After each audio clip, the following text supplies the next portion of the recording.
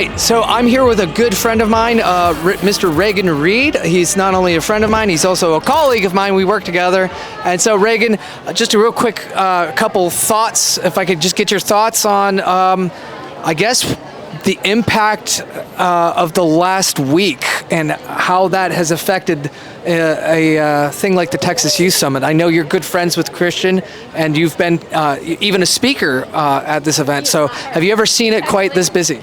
Well, you know, Scott, I have been to the Texas Youth Summit for several years now, regular at this event, and I have never seen anything like this. It's a completely different venue. There are so many people.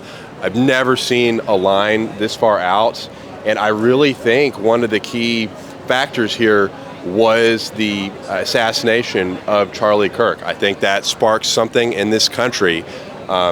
People really got out today, and people are energized. You can just tell from the crowd here. Absolutely. In fact, I think it was 2020 that Charlie Kirk was at this event, but it was when and just to give you an aspect of how much this event has grown over the years, it was at Mims Baptist Church, and I think that's where Charlie spoke, and then it moved down to Grace Woodlands Church, and now we're at this huge venue here in the Woodlands, at the Woodlands Waterway Marriott. So it's grown by leaps and bounds. And any comment on that? Oh, absolutely. What Christian has done with this event is really remarkable, and there's not really anything like it in the state of Texas.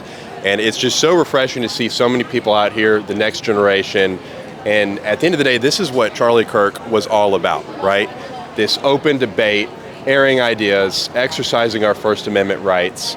And so I think coming out here today and honoring that is the best way that we can remember his legacy. Absolutely. And finally, we were just having a conversation with a friend of the show, Miss Teresa Strack, the woman who runs Life First, which is a pro-life organization here in the county. And she was talking about some interesting things about how conservative this next generation is, this Gen Z and the younger millennials. Do you agree with that? I know you're a teacher. Do you think that that's accurate? Oh, absolutely. And it's not just my opinion, but there's quite a bit of data from Gallup and other research organizations that have noticed an uptick in church attendance within the last year or so only. And that resurgence is mostly being driven by the younger generation. And so I think that's really important. And the pro-life issue is the key, because you judge a society by how it treats its most vulnerable. And even with the Charlie Kirk assassination, I think it highlights why it's important to create a culture of life and really build a culture that values life.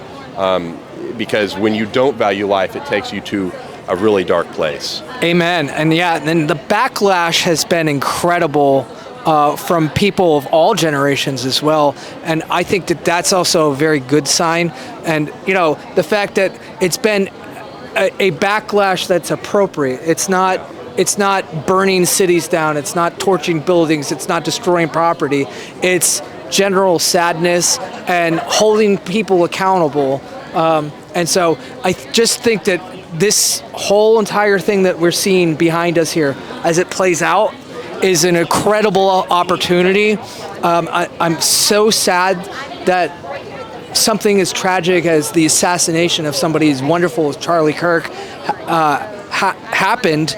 But I think if he's, looking down from heaven at something like this, and I know he and Christian were friends, he's got to be smiling, and I think this is one of the best ways that we can honor his memory. And so we're excited to see what happens this weekend. So thanks so much, Mr. Reed. Appreciate it. All right, guys, we'll be back with more. Thanks.